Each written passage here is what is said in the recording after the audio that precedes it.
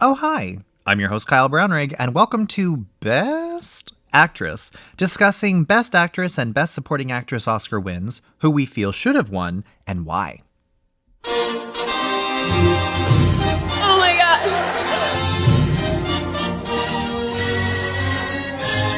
Thank you so much. The nominees for Best Performance by an Actress in a Supporting Role are Holly Hunter in The Firm,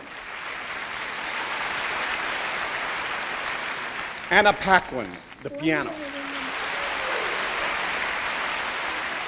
Rosie Perez in Fearless, Winona Ryder in The Age of Innocence, Emma Thompson in The Name of the Father,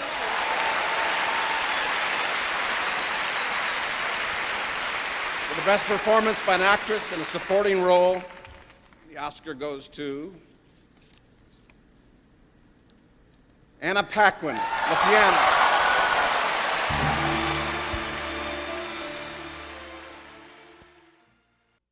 Hello and welcome to another episode of Best Actress. Today we are going to be discussing the 1994 Oscar win for Anna Paquin for Best Supporting Actress. I am joined by one of my very best friends and also a movie lover, Leah Pharo. Hello, Leah. Hi, thank you so much for having me. I'm so excited to do this.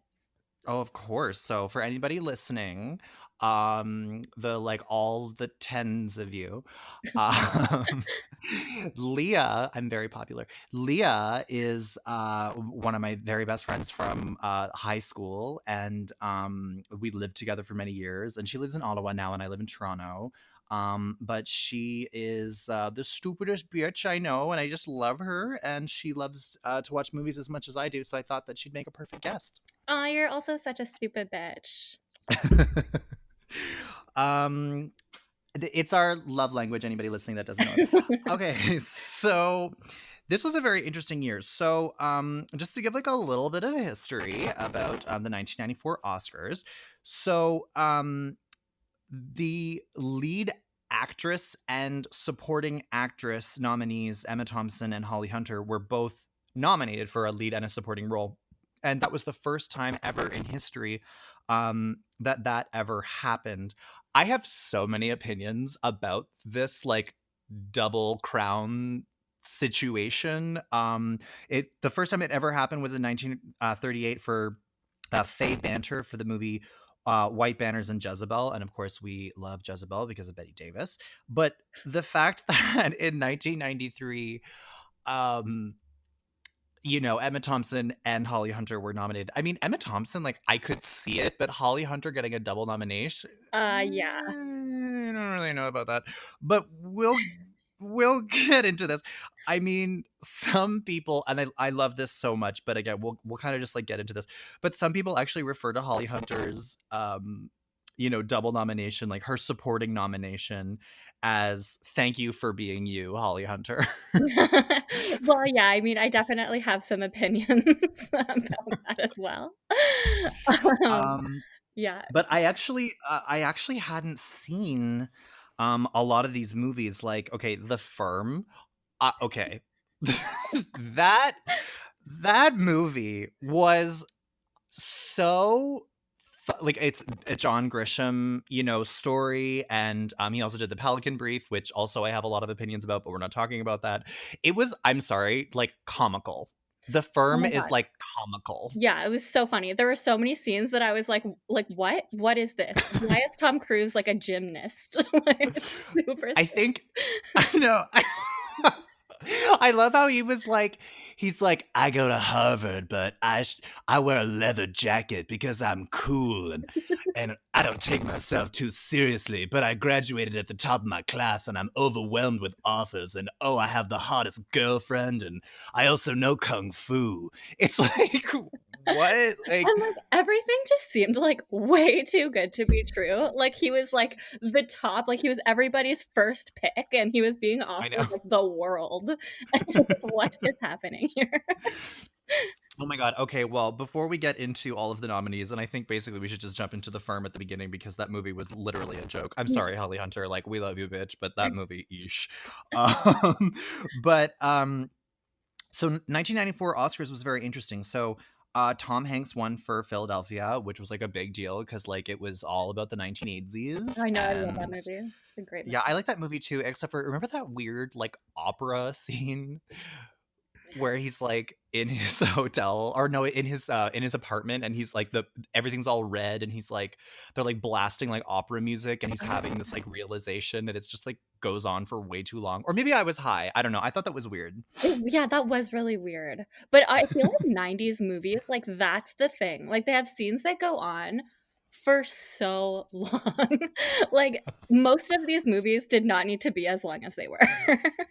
You know, yeah, no, I fully agree with you because, you know, in 2020, everything is like instant and like at your door all like the second that you order it, or like we have to, you know, on like your internet has to be super fast and everything has to be like instant oatmeal kind of thing. Yeah, And like when you watch like, I don't have the attention span for that.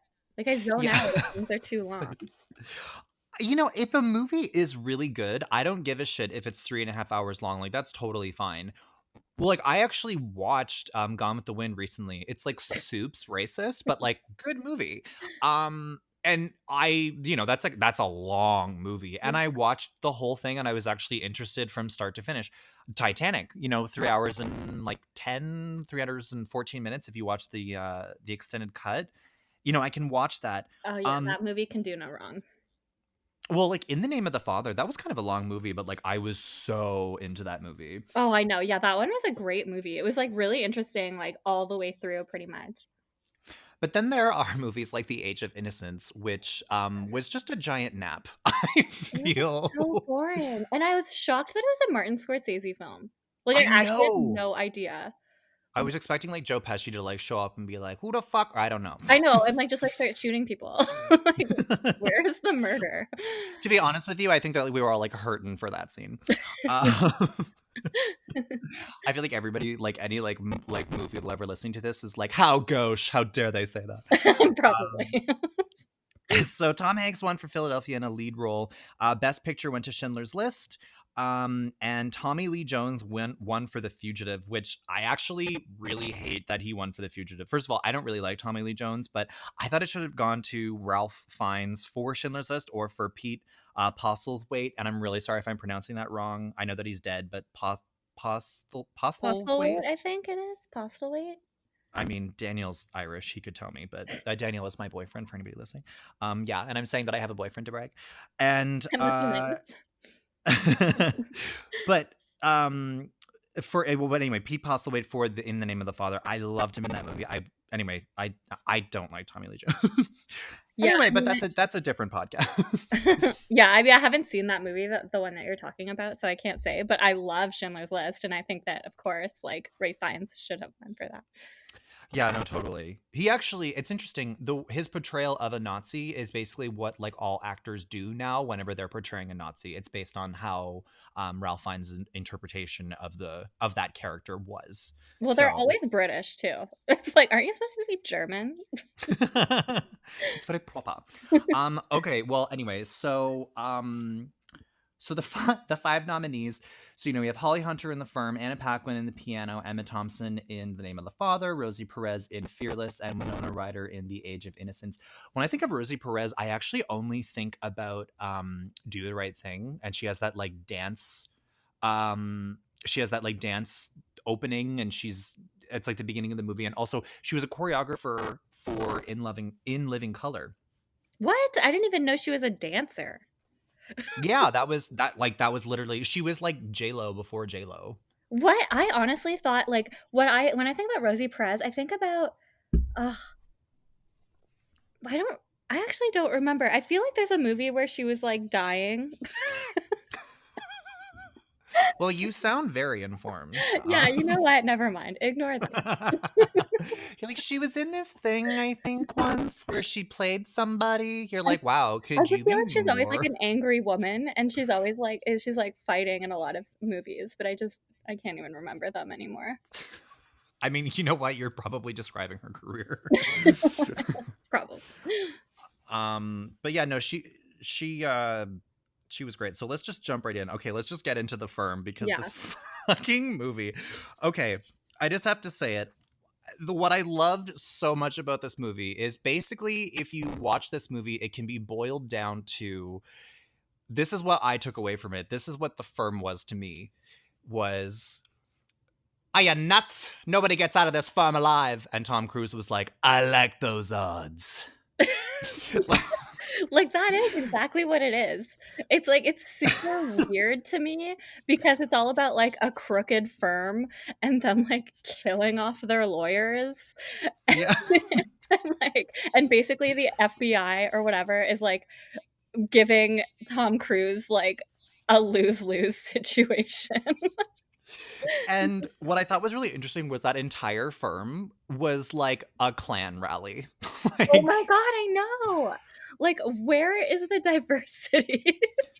The basic, well, actually, in the firm, the first person of color that you see, although remember when Tom Cruise is like walking down the street and he's so random because he's like, yeah, I'm a lawyer slash tough guy rebel that wears a leather jacket, but I also do backflips with young kids in the street too, because I keep it real. I died at that scene. Like, I actually rewound it and played it again because I was like, is this guy for real right now? I didn't understand what was happening. Like, it was like the kid was like, Tom! And he was like, time for a backflip. It was like, what is this demonstrating about the character? That he joins in kids' games? It was weird. It was so weird. It was also like really late. Like, that kid, like, why was he out? It was very dark. That is very true. Where were his parents? I would have to agree with that.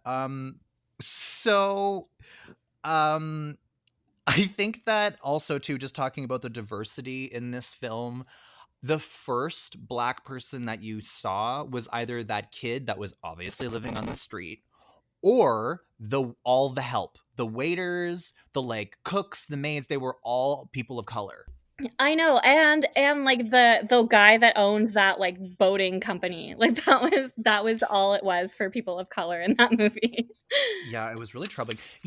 That is something that I would say about doing this podcast, because I like to watch a lot of movies that I maybe haven't seen before. I absolutely fell in love with In the Name of the Father. I mean, dating an Irish person, and watching that kind of movie, it's like really important, and it's fucking crazy what happened. But watching these movies, it's like you get to kind of find like new little gems that you'd never seen before that you're like, oh, I actually love this. But with The Firm, that was not one of those movies. I mean, in a sense, it's like a gem because of how ridiculous it was. Like, I could probably rewatch that just to make fun of it.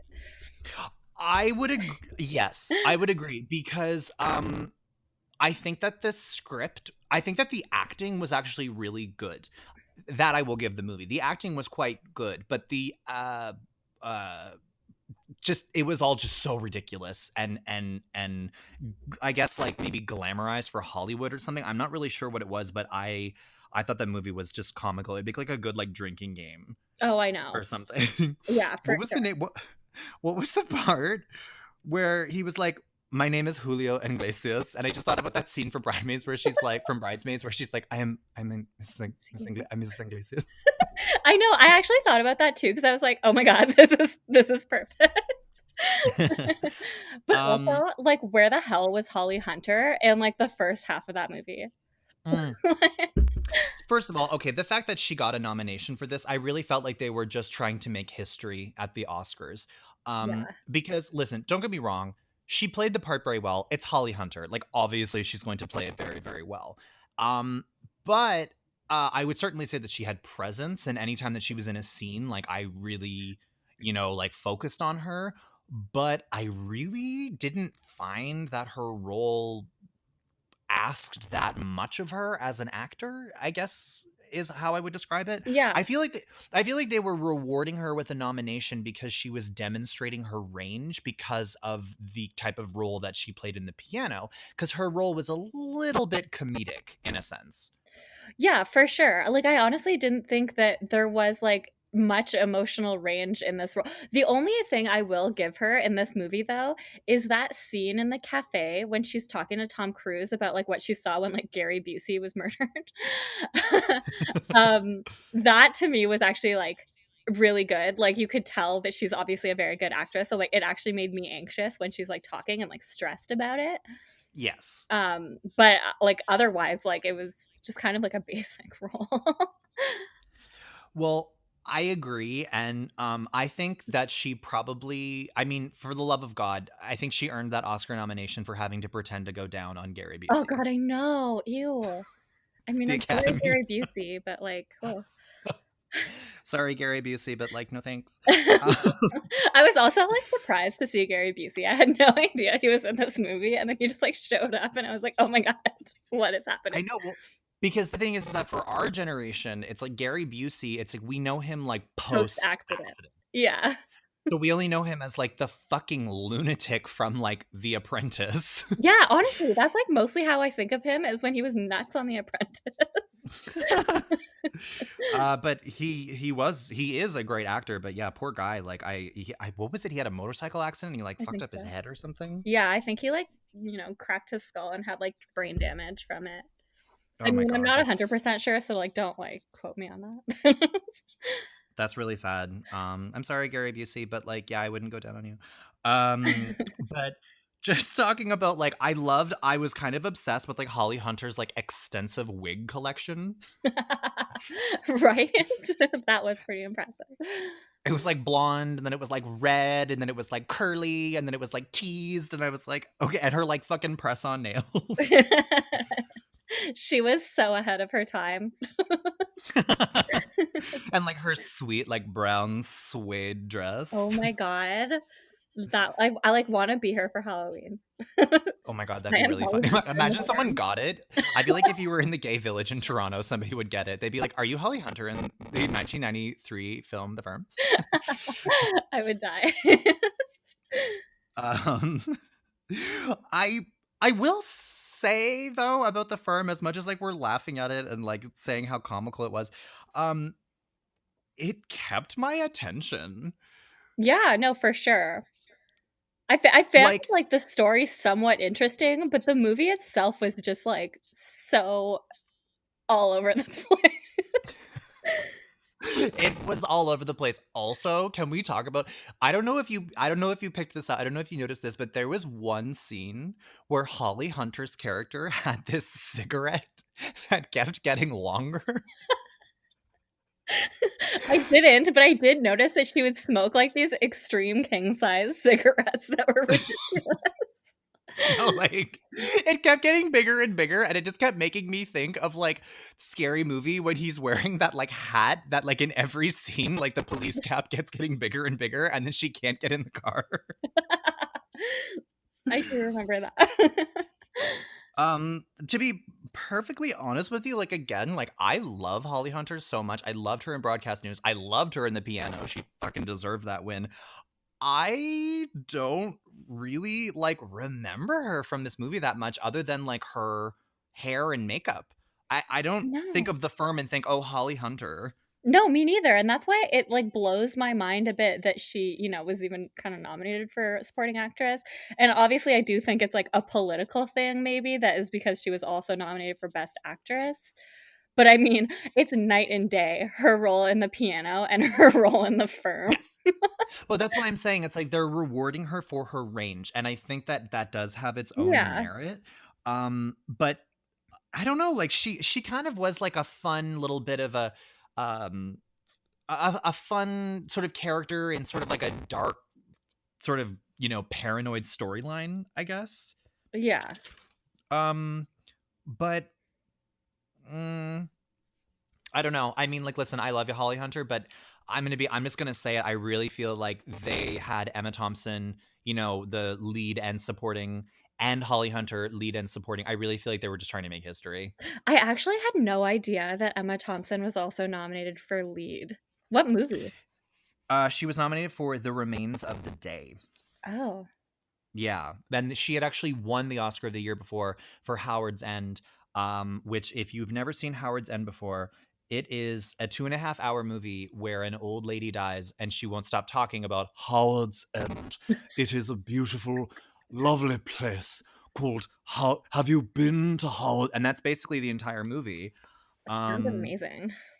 Yeah, I was talking to some of like my movie critic fans and friends, and they are like, that's one of my favorite movies. I love it so much. To be honest with you, I think that that is a movie that you had to have watched at like a certain, there's like a window to watch that movie, like a certain, like you had to watch it at a certain age. Do you know what I mean? Yeah. Because you watch it now and you're like, I don't, this is not my kind of film. It's very hard to engage with in 2020. But anyway, so Holly Hunter, great work. You were hilarious. I think that you got that Oscar nomination for pretending to go down on Gary Busey, because who would? And unless you have anything else to say about the lovely and talented Holly Hunter, I think we can move on. Yeah, no, we can definitely move on. Okay. So the next nominated performance is Emma Thompson in The Name of the Father.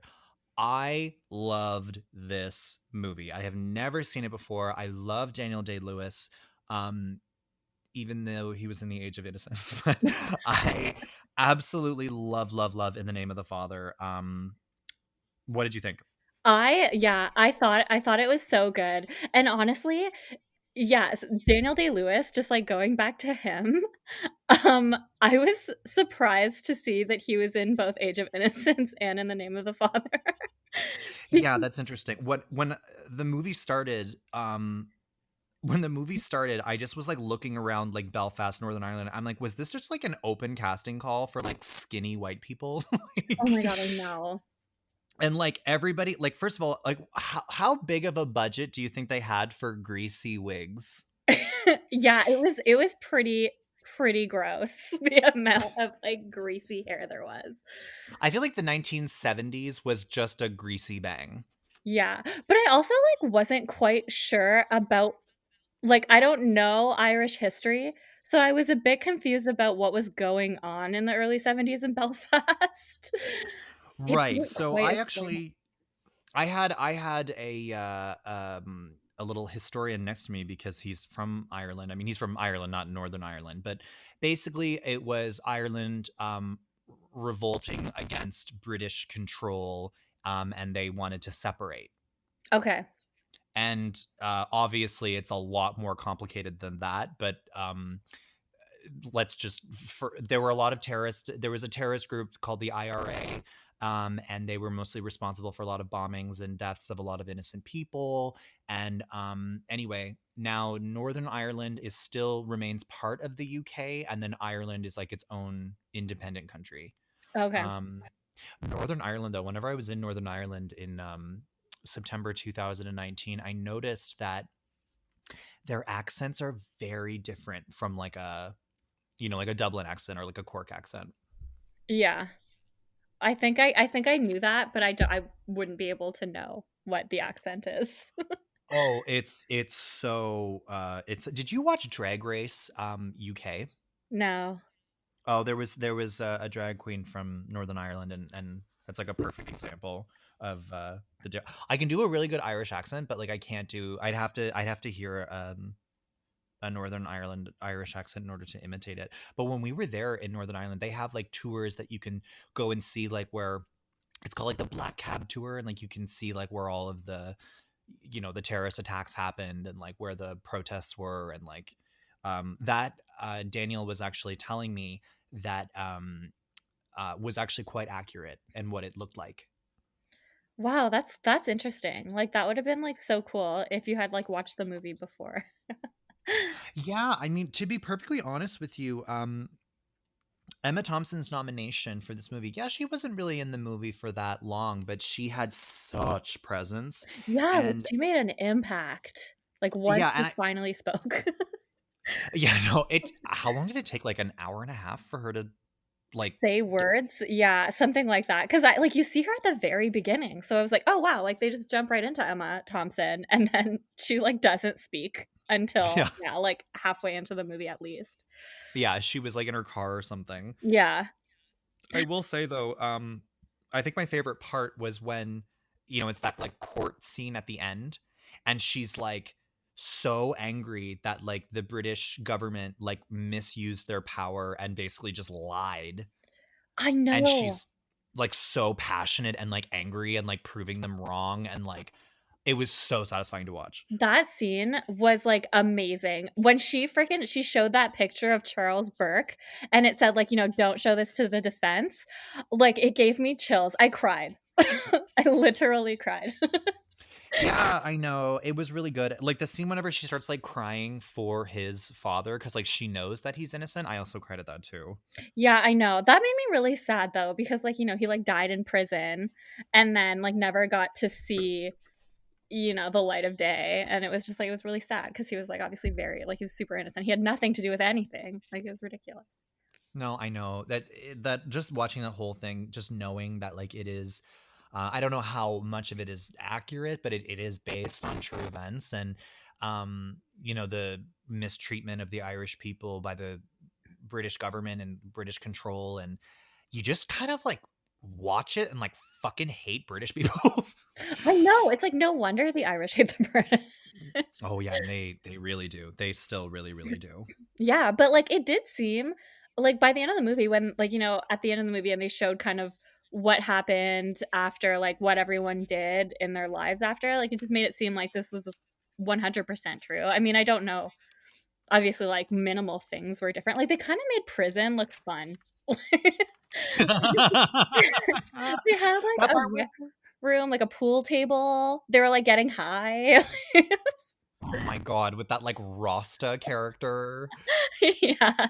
That was so stupid. Again, I don't know if that's true, but it's like it's just a sea of like pasty oatmeal white faces, and then the one black character also is like the guy who hooks everybody up with drugs, and like I he has like a it's like he has like a Jamaican flag and like Bob Marley, and I'm like, really? I Like, come know. on. It was crazy, but I was also like, are they really allowed to just listen to music so like willy-nilly in their like cells like that? Like it was just shocking to me.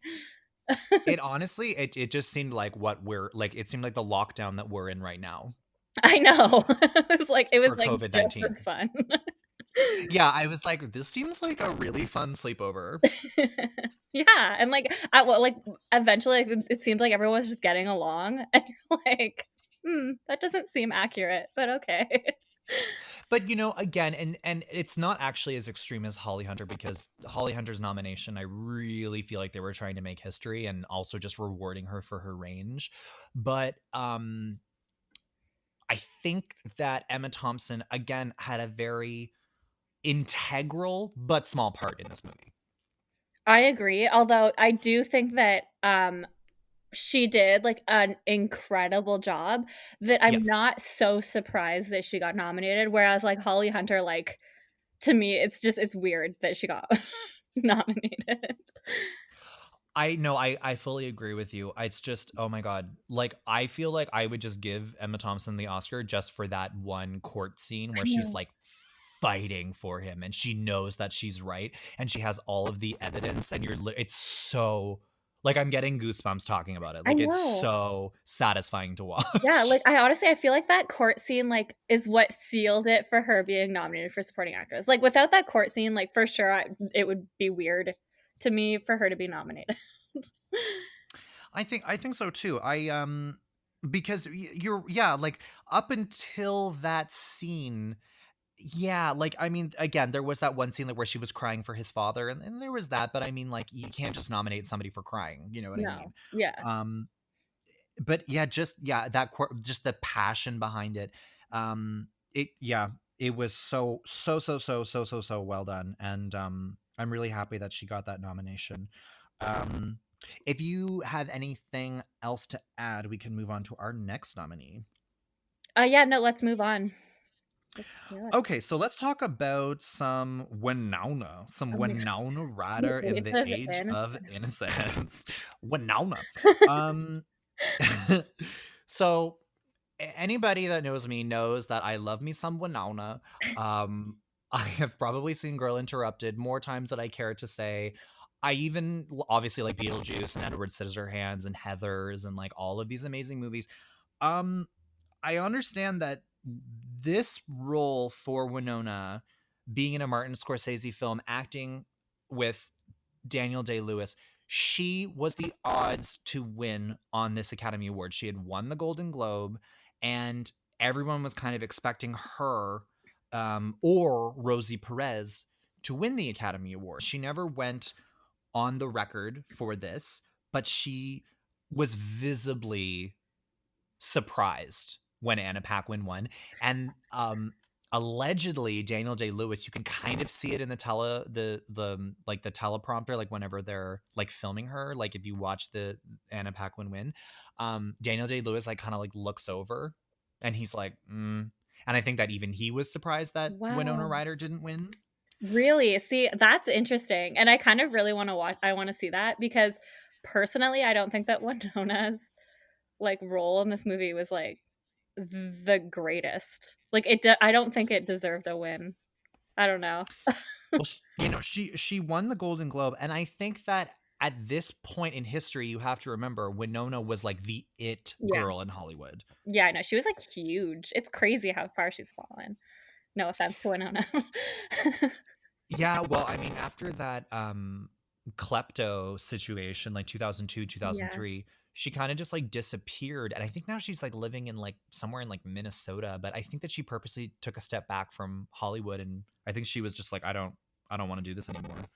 I mean, it's too bad a bit because she's obviously like an amazing actress and like in Stranger Things now, like she's so good at it.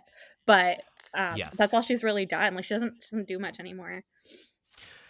Winona Ryder, I mean, I will say this, because she often played those characters in Tim Burton movies so well.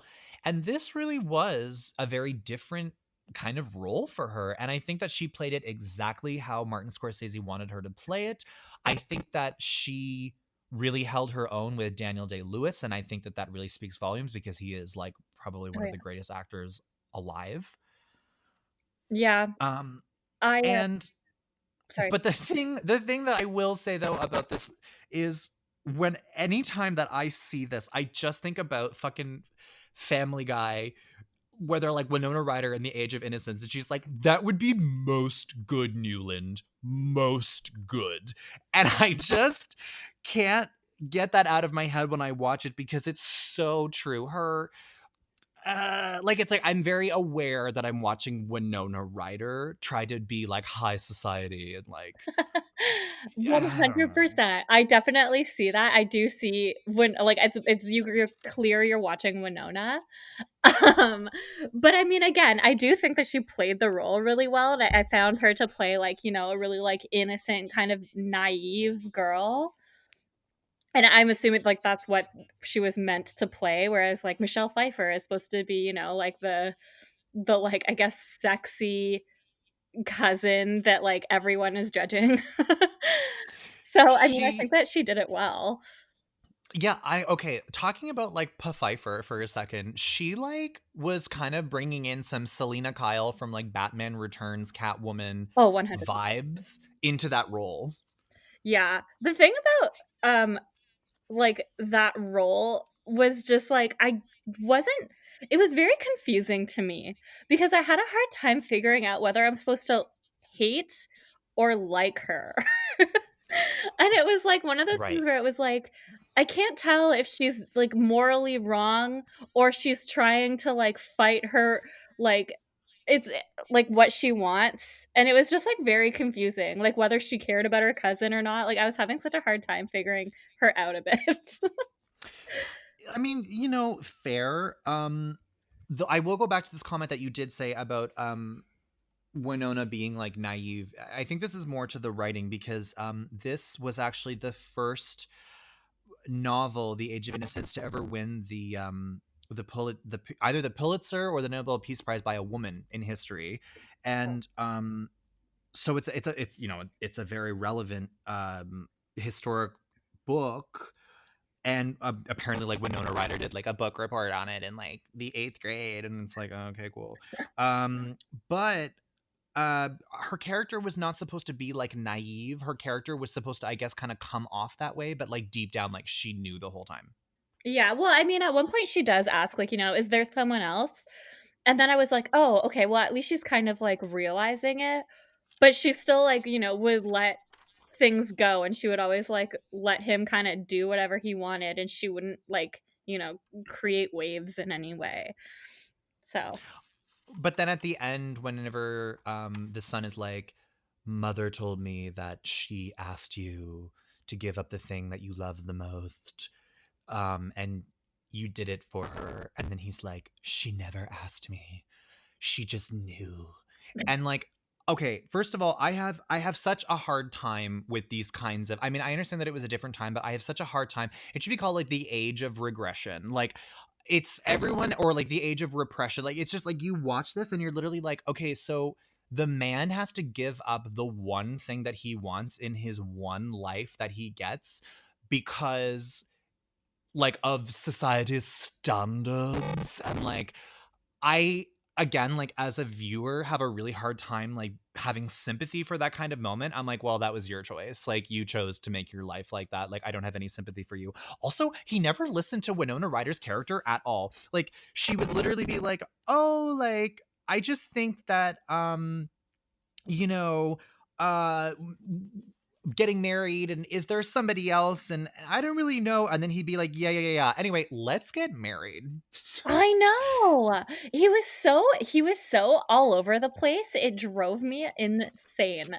Like, he would go to Michelle Pfeiffer and be like, "Let's run away together. I want to be with you." And then like go back to Winona and be like, "Let's get married immediately." And you're like, "What do you want?" You are so confusing. And I also, know. this movie went nowhere, and I was very annoyed by The ending, when like he finally has the opportunity to it. go up and see her after all this time, and then he chooses to just be like, "No, I shan't," and Oh my just god, I fucks know. off. It was the I hated this movie. I'm sorry, I hated this movie. Yeah, I know. I was so freaking frustrated the entire movie because I couldn't figure out where he was going. And then there's that one scene where he talks about like how everything would be better if only like Winona died. And then I was like, "Oh my god, this is Yeah, taking a turn. He's gonna murder her. This is gonna get like really interesting, or he's gonna attempt to murder her, whatever." Because I had no idea what this movie was about when I started watching it. And yeah. nothing happened. They got married, had like 3 or 4 kids. I don't even know how many kids. And then she dies. Like when, they're in their 50s or 60s. And then he just like fucks off. And you're like, what was the I point of know. this? I know people love this movie, and I'm like, I'm sorry. I guess I'm not sophisticated enough. I just don't agree with you. I didn't like this movie. Also, to Winona Ryder's character, yes, she was supporting him. She knew what he was doing. She was there for him through the entire time. Objectively, she was that supporting character. She played it extremely well. Her nomination, I actually get her nomination, and I like, good for you, Winona. I everybody knows that I love me some Winona. But the thing is just for the character's sake, because you feel like really bad for her, because like Winona's also like a really amazing person as well in this movie, and she's also like really hot, like it's fucking Winona Ryder, but she's like suspicious of her husband, and potentially it could be with, Michelle Pfeiffer, and it's like, obviously he's fucking Michelle Pfeiffer. I mean, not actually, they had like a kiss, but like, obviously, like, they're having an affair. He's having an affair with Michelle Pfeiffer. Like, it's Michelle Pfeiffer. I'm having an affair with Michelle Pfeiffer. Like, she's gorgeous. Like, I obviously. would choose Winona over Michelle any day. Really? Yeah, 100%. I found Winona to be like so much more beautiful than Michelle Pfeiffer. But I just like, I don't know, this movie. And did Winona even know? I'm not even using their character names because I keep forgetting them. But did he even know that he was in love with Michelle Pfeiffer the whole time I don't know if it was like explicitly said, but like, yes, she knew that he was having some kind of an emotional affair, but I don't think that with she knew her? to like with Michelle Pfeiffer. Yeah. Okay, that I wasn't sure about because I was like, she still talks about how, she like loves her cousin except for like that one scene. But like otherwise she's always like, "Oh, she's like so nice," and I'm like, "Why are you still saying that when your husband's in love with her?" So I was like, maybe she doesn't know. Like it was very hard to tell. Well, because she was supporting him, because she's a supporting character. I guess, yeah. Um, I don't know. I just really liked Michelle Pfeiffer, Pfeiffer's character the most, to be honest with you. Oh, I Um, liked her character too. Like I thought her character was so good. I mean, if I had to choose though between Michelle Pfeiffer or Winona Ryder, I would choose Winona Ryder. that's interesting. Hmm. Um, Okay. Well, let us move on to the next nominee, Rosie Perez in Fearless. Now, I have never seen this movie before. I've never even heard about this movie, but I did know that Rosie Perez had been nominated for an Oscar for acting. She talked about it on The View, and I was like, oh, and I looked it up and I never actually watched it. So I was actually very curious and excited to watch this movie. It was really intense. When I was watching this movie, I was like really hungover and I was feeling kind of anxious. And the whole thing about like plane crash and tragedy and like what is life and death and like these existential moments and like going toward the light and heaven and earth, it was a little I had a lot of anxiety watching this movie. See, that's interesting because I know you had mentioned that you thought it was really intense movie. And so I went in watching this movie thinking, wow, it's going to be so intense. And I didn't find it like that stressful or like anxiety driven. Like I found it was actually pretty good. Like it was an interesting movie. Um Like plane crashes like calm yeah, duh. Like you don't think You're so? I like, mean, it oh. clearly worked for Jeff Bridges. You're like, Oh yeah, he was like soups chill. he was so chill. He was like, "Yeah, no, that's cool. The plane's going down. No bigs."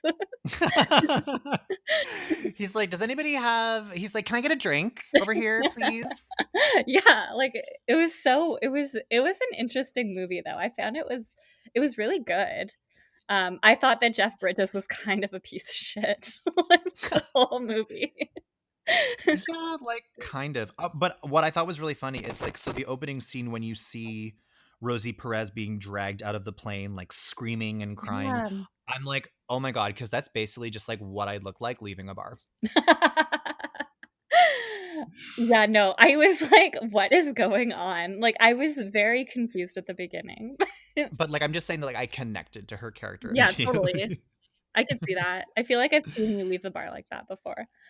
What's interesting about this movie is that the director, Peter Weir, actually claimed that making this movie cured him of his fear of flying. What making Yeah. this movie did? Well, because he like Allegedly, yeah. he thought that Jeff Bridges like what he went through was like the same thing. Do Like, you know, okay, yeah, whenever the plane was like going down though, do you remember the scene whenever like Jeff Bridges' business partner like calls his wife and doesn't leave a voicemail? I know. I was so mad. I was like, is this guy for real? Like he's going down and probably gonna die. Apparently he got decapitated, which is fucked. Jesus Christ. But like he didn't leave a message and I was like, seriously, you don't want to like give any last words to your wife? Like that's really messed up. Now she's going to like live forever knowing she missed a call from you when you were going to die. It's either one of two things. He either was literally like, you know what? Fuck this bitch. She didn't answer her goddamn phone. She never answers the phone when I need her. So you know what? I'm gonna fucking just like ruin her. Or or he literally was like, why bother? Like maybe. I mean, Jeff Bridges didn't even want to call his wife, so Oh, that's true. Oh my god. Um I love do you remember the scene like where they're walking around in the shopping mall and then like Rosie Perez like breaks team and she's like, hang on a second, I'm just gonna go sniff this baby. oh my god. I was like, is this seriously happening? And how is this woman not seeing her like sniffing her baby? It's because it was supposed to be driving that metaphor where it's like they are supposed to it's about like PTSD and like, you know, Yeah, they're like they're dead or somewhere. whatever. Yeah, it's supposed to be a metaphor for being between like life and death and like when you have PTSD, it's like you're not living anymore. But like she got in some good whiffs of that baby. It was so weird. And then she was like touching the baby and she was like seriously so close to them that I'm like, how is this woman not noticing this at all? I know it made me nervous. Also, I really was just thinking about Moira Rose from fucking Schitt's Creek talking about like a Sunrise Bay plot and she was like, I killed my own bebe. Like pretty much. I was actually heartbroken knowing Yeah. that her baby died because that baby was so cute. I know. Just well, also because it was a baby, but just because you know, her acting in this movie was like flawless. Oh, it was And I think amazing. that what hurt her chances of winning the Oscar, that I had read, was that nobody like saw this movie. Well, So it was yeah. like she got nominated and then everybody was like, great, but like, who, what? I definitely have never heard of this movie. Well, to be honest, I'd never heard of any of these movies that I watched before ever. And I was like, okay, well, like let me just like test these out because none of them, I didn't know what any of them were about. So I just like went in blind. They were great. Yeah, I really liked some of them, and then some of them I was just maybe it was a bit of a slog to get through. Yeah. But you know, her performance in this movie, playing a person with PTSD, her journey of going through it, her like the initial shock, the learning to accept it, the denial, like every single scene that she was in, like she fucking knocked it out of the park. I believed her. I was like suffering with her. And you have to remember, like, this is all fake. Like, she's just acting. Like, this is all, she's just making this up. I know. I was thinking about this the whole time, and I thought, like, for sure she deserved this nomination because she did a great job. Like, the emotion in this movie, like, the intensity is so high that, like, I feel like it would just, like, depress you even acting that role. Like, it was just, like, so much going on. Anyway, Mhm. I found she did, like, an amazing job. I just, yeah, like, I really don't have anything to say to her performance because it was just so good. But I will say the part that fucking killed me was when Jeff Bridges was like, let me demonstrate my point by driving into a brick wall at 120 miles an hour. I was like, is he serious? Like, is he actually just killing them off? Like, he's fully offing them. And I actually thought that they were just going to die and that was the end of the movie. I was like, this is fucked. I know. Oh, you know what they also could have done? Instead of driving into a brick wall at 120 miles an hour, they could have just asked a scientist. I know. It was Any so weird. physicist, any scientist, just be like, you know what? Let me demonstrate my point by trying to murder us all in a head on collision. And like, especially like a really heavy metal toolbox that she had to hold as her baby. I was like, that's just asking for like death. Like, that would have like crushed his skull. Like, that could have easily just like gone right through him. Oh, 100%. That I'm sorry. Like I like that. I really it's a heavy movie, but when he drove into the wall, like I literally was like watching the like scene where he was like gunning it, and I thought like, oh my god, that'd be so funny if they just like crashed, and then he just. So I was like, oh, okay. I thought for some reason he was going to like drive off a bridge into the ocean. I didn't expect a brick wall, but I knew that he was doing something really fucked up. And I actually thought he was trying to kill them both because he's like, oh, this is no way to live. I don't know. It was super weird. Yeah, I don't know about that. Yeah. Like that scene though, like when he's on the roof and he's right on the Oh, ledge. I was like, that was stressing me out so much. Like it was giving me heart palpitations. I know. I know. Ugh. But Rosie Perez, like this was her first and only Oscar nomination, and to be honest with you, I think that's actually kind of sad. Yeah, she did Um amazing though. no, she was amazing in this movie and she fucking killed it. Um okay, so let us talk about our fifth and final nominee, aka the winner, Anna Paquin in The Piano.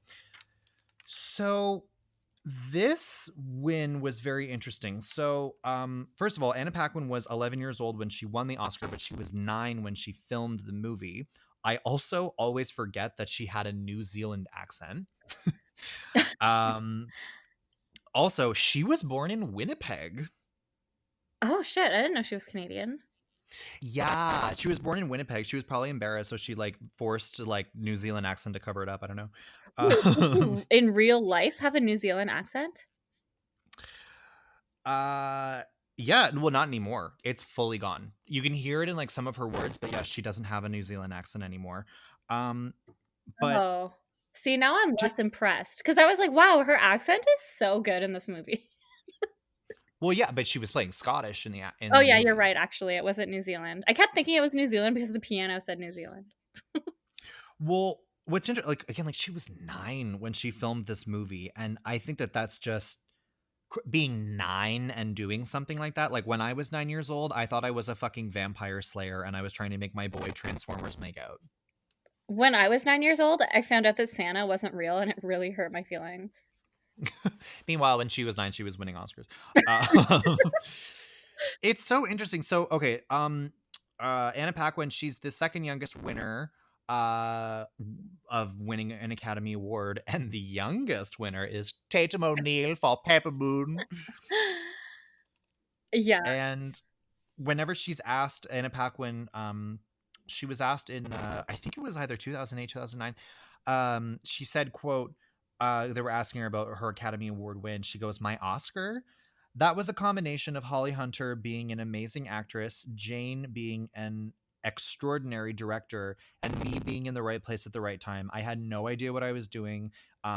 It's giving me this amazing life, but it's not the highlight of my career," which would make kind of sense because winning an Oscar at 11, you can only go down. You know what I mean? Like, and she has had an amazing. When I think Anna Paquin, I just think True Blood.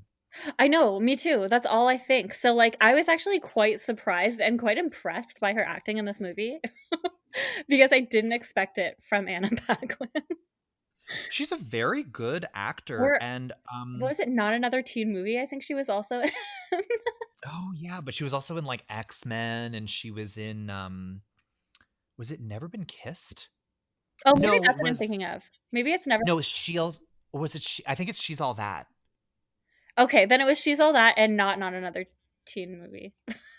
I think I She get was them mixed up a little bit. Well, she had a really interesting sort of career. Like she went from winning an Oscar to just sort of doing like a bunch of B movies, but then she kind of clawed her way back up to the top. What's a really interesting fact about the movie The Piano, that this was actually the last movie that Kurt Cobain ever saw, the day before his suicide. So like maybe the movie made him kill himself. I don't know. What? I didn't know that. That's such a weird fact. I know. But I'd never seen The Piano before. I'd heard about it. The only thing that I knew about it was just that I knew that she gets her finger cut off. That's the one thing that I knew about the movie. I didn't even know that, and I was so shocked. And also, at first, I thought that he was cutting off her whole hand or several fingers because of the way he like went down on that. I was like, "Oh my god, what is he doing?" Yeah, I thought it was like her whole hand. Yeah. But just talking about Anna Paquin in The Piano, she is playing that sort of typical supporting character. I mean, she's a friggin' interpreter, for Christ's sake. It's just, I found it extremely impressive. She's a child and she was doing a Scottish accent. It was a little here and there, I'm not gonna lie. Like you could hear some of her Kiwi and then you could hear the Scottish again. But again, she's 9. Like it I was really impressed with her. Yeah, no, I was actually I was super impressed because I wasn't sure going into this if I was like, did she deserve this? Like I don't know, I wasn't sure because from what I know about Anna Paquin, I know like True Blood and stuff and like that's not like, huge range or anything. Well, actually sometimes it is. But I found the movie itself though, like it was a bit boring until like again halfway through, then it kind of got interesting. Um See, that's interesting. I literally from start to finish, I was obsessed with this movie, and the director, Jane Campion, was the second female director to ever be nominated for Best Director, but the first to be nominated for directing a movie that was also nominated for Best Picture. Oh, that's interesting. So it was a very female-driven movie, and you can tell, like, it's from a woman's perspective. It's like she's a misunderstood talent, and Holly Hunter in the movie was amazing. I loved her in this, and I just thought that Anna Paquin, the scene where the finger gets cut off and then she like is like crying about it to that like love interest that she ends up with. I thought it was so heartbreaking because she knew that she was kind of responsible for that. Yeah. And this movie was actually Anna Paquin's technically her first role, official role like ever. I don't know. I was really impressed with her. Oh, yeah, 100. I thought she did an amazing job. I just found the movie itself, like, it's definitely not on the top of my list, and I don't think I would rewatch it, but I found she did such a good job. And, like, again, the scene with, her mom getting a finger cut off, like, it was heartbreaking, but I also was like, well, I mean, it was her fault. Yeah, And right. I weirdly, like, didn't feel that bad because I was, like, annoyed by the fact that she went and ran to, like, Holly Hunter's, like, husband being like, "She's cheating on you," basically. And I'm like, "Bitch, like, where does your loyalty lie? It should be with your mom. Listen to what she says." Anyway. I know she was kind of a dumb bitch, but like, first of all, this movie was like really rapey. I understand that it was like a Yeah. different time, but like, what was with that weird like bum touching scene? I know. I was, like, really weirded out watching that because I was like, "What is she trying to do?" She's clearly repulsed by this man and yet, like, is, like, rubbing his butt. Like, I know it was like she was like scooping his taint. Like it was a weird scene. I know, like, I honestly thought she was, like, gonna get right up in there. It was so But when weird. but whenever he like chops off her finger and then suddenly he's like, "Oh my god, like is this like a good time for sex now?" Like I was like, "Hey, get the fuck out of here." Like also those were really problematic piano lessons. I know. I honestly at first thought that, like, um, that guy was gonna be, like, really rapey and, like, rape her because, like, at one point, like, he gets, like, under the piano and starts, like, looking up her skirt. And I was like, he's like "What?" he's like, "Come and lie with me for 10 I keys." I was like, know. "Okay, It take was off your it was show starting me to your come across a bit tits." like Stockholm syndrome-y. Oh, Like, you know? 100%. And like I feel like maybe that was the director trying to illustrate like women's roles in society at that time. Oh, and in 2009, Anna Paquin actually told David Letterman that in 2009 that she had just seen the film for the first time. Oh, no way. Yeah, because she wasn't allowed to watch it when she was a kid for obvious reasons. Oh, you know what? That makes sense. Although 2009, that's a long time ago. Like, she was quite a bit older. Wouldn't that be like infuriating though to like know that you won an Oscar and you aren't allowed to find out why? I know. That to me is super, but isn't that the same, like, with Linda Blair? Like, she wasn't allowed to watch The Exorcist, I don't think. No, it was that they wouldn't let her see her face. Oh, did she watch the movie? Because that's, like, kind of a fucked movie to watch as a child. Oh no, 100%.